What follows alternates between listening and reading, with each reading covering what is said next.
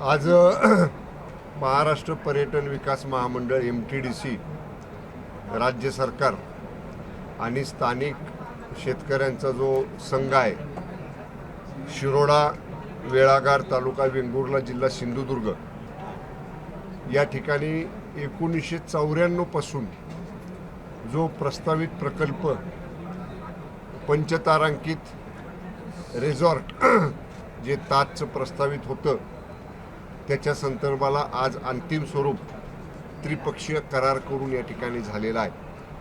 माननीय मुख्यमंत्री देवेंद्रजी फडणवीस साहेब, माननीय उपमुख्यमंत्री एकनाथजी शिंदे साहेब आणि माननीय उपमुख्यमंत्री श्रीमती सुनेत्रताई पवार साहेब या तिघांच्या उपस्थितीमध्ये पर्यटन मंत्री म्हणून मी, स्थानिक जिल्ह्याचे पालकमंत्री म्हणून माननीय मंत्री महोदय नितेशजी राणे साहेब आणि ज्यांनी याच्यासाठी पाठपुरावा केला ते आमचे माजी मंत्री, आमचे सहकारी माननीय केसरकर साहेब यांच्या सगळ्यांच्या उपस्थितीमध्ये या कराराची देवाणघेवाण ही माननीय मुख्यमंत्री आणि दोन्ही उपमुख्यमंत्र्यांच्या समोर झाली.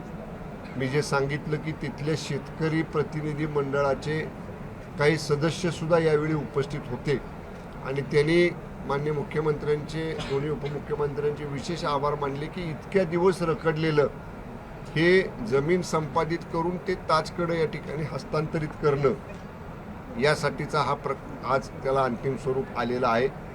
जवळपास सिंधुदुर्ग जिल्ह्यातलं तरी हे पहिलं पंचतारांकित रिसॉर्ट त्या ठिकाणी येतंय आणि आमचे सहकारी माननीय मंत्री महोदय नितेशजी राणे साहेबांनी सांगितले की जो चिपी एअरपोर्ट आहे त्या चिपी एअरपोर्टपासून हे अंतर अर्धा ते पाऊण तासाच्या आतलं आहे आणि मोप्पा एअरपोर्टपासून 1 तासाभराच्या अंतरावरती आहे.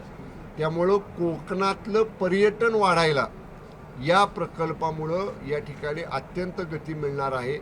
लोकांची, तिथल्या शेतकऱ्यांची जी भूसंपादनाच्या रकमेबाबतीतली जी मागणी होती त्याच्या बाबतीत आम्ही 3-4 बैठका नितेश राणे साहेबांनी, मी, केसरकर साहेबांनी, मी 2 बैठका एकनाथजी शिंदे साहेबांकडे झाल्या आणि त्या सगळ्यातनं आउटपुट काढून आम्ही आता त्यामध्ये अंतिम स्वरूप दिलं. ताजनं सुद्धा अतिरिक्त लागणारे जे पैसे होते भूसंपादनासाठी ते सुद्धा दिले आणि त्यामुळं शेतकऱ्यांचं समाधान झालं आणि आता वेगानं या सगळ्या डिमार्केशन जागेचं करून तो ताबा ताजच्या ताब्यात दिल्यानंतर आता तात्काळ तिथं ताज त्यांच्या प्रकल्पाची सुरुवात या ठिकाणी करेल. सांगण्याचं तात्पर्य आज एवढंच आहे की गेली 15-1 वर्ष तरी 15-20 वर्षाहून जास्त काळ रखडला होता हा प्रकल्प, तो आज या ठिकाणी मार्गी लागलेला आहे आणि कोकणातल्या पर्यटनाला चालना देण्यासाठी, सिंधुदुर्ग जिल्ह्याच्या पर्यटन विकासासाठी एक पुढचं पाऊल आमच्या पर्यटन विभागाने टाकलेलं आहे.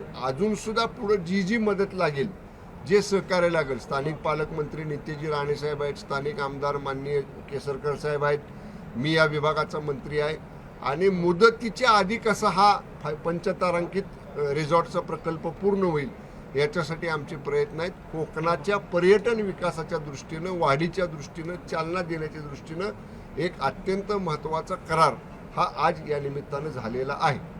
किती दिवसात पूर्ण होईल काही अंदाज? आता काही 3 वर्ष मॅक्सिमम लागणार, 2.5 ते 3 वर्ष. 142 रूम आहेत, 142 जवळपास 142 म्हणजे 150 खोल्या आहेत. हा प्रकल्प किती हजार कोटींचा आहे किंवा याच्यातून किती नोकऱ्या ह्या उपलब्ध होणार आहेत? याच्यामध्ये नोकऱ्यांच्या संदर्भामध्ये तर आता त्यांची त्यांचा प्रकल्प प्राथमिक स्तरावरती आहे, पण आता बघा आपण 150 रूम्सचं 5 स्टार पंचतारांकित रिसॉर्ट, त्याच्या ॲमेनिटीज आणि त्याला लागणारे सगळे म्हणजे जे छोटे छोटे उद्योग आहेत तिथल्या लोकांना मदत मिळणार आहे. त्यामुळं स्थानिक लोकांना डायरेक्ट इनडायरेक्ट रोजगार हा मोठ्या प्रमाणामध्ये मिळेल. विशेषतः स्थानिक लोकांच्या हाताला काम मिळेल, स्थानिक प्रॉडक्ट्सला मार्केट मिळेल आणि वित्तीय चालना, आर्थिक उलाढाल त्या परिसरामधली हा प्रकल्प धरून चाला 2 किंवा 2.5 वर्षामध्ये पूर्ण होईल. पूर्ण झाल्यानंतर मोठ्या प्रमाणामध्ये वित्तीय उलाढाल त्या ठिकाणी वाढणार आहे. ओके सर, हिंदी में जानना चाहेंगे, क्या कहेंगे सिंधुदुर्ग जिले में 5 स्टार रिसोर्ट बनने जा रहा है, क्या कहेंगे? सिंधुदुर्ग जिले में शिरोडा वेळागर तालुका सिंधुदुर्ग जिला तालुका वेंगुर्ला जिला सिंधुदुर्ग यहाँ पे 109 1 1994 से ये प्रकल्प रखड़ा हुआ था, ये प्रकल्प आगे नहीं जा रहा था। इसमें मेजर इशू लैंड एक्विजिशन का था। एमटीडीसी ने इसमें पुढाकार लिया। एमटीडीसी ने ताज रिजॉर्ट्स के लिए एक्विजिशन की प्रोसीजर पूरी की। जो वहाँ के लोकल फार्मर्स थे जिनकी ये ज़मीन थी, उन्होंने ज़्यादा रकम की मांग की थी। एमटीडीसी ने, टूरिज़्म डिपार्टमेंट ने ताज ग्रुप से चर्चा की, ज़्यादा मुआवजा देने के लिए भी ताज ग्रुप ने सम्मति दर्शाई। 2-3 बैठकें हमारी हुई, उसके बाद ये अंतिम नतीजा निकला और ज़्यादा मुबदला मिलने के बाद अभी स्थानिक जो शेतकरी लोग हैं, उनका जो संघ है, उन्होंने भी इसको सम्मति दर्शाई है। और आज ताज ग्रुप, एमटीडीसी और लोकल एडमिनिस्ट्रेशन, इनकी तरफ का एक सामंजस्य करार ये माननीय मुख्यमंत्री फडणवीस साहब और माननीय उप मुख्यमंत्री शिंदे साहब और सुनेत्रा वहिनी साहब तीनों के सामने ये सामंजस्य करार हुआ। नीतीश जी राणे साहब हमारे जो मंत्रिमंडल के सहकारी है वो भी थे, हमारे पूर्व मंत्री और वहाँ के स्थानिक विधायक केसरकर साहब भी साथ में थे, टूरिज़्म डिपार्टमेंट के ऑल सीनियर ऑफिसर्स भी वहाँ पे थे।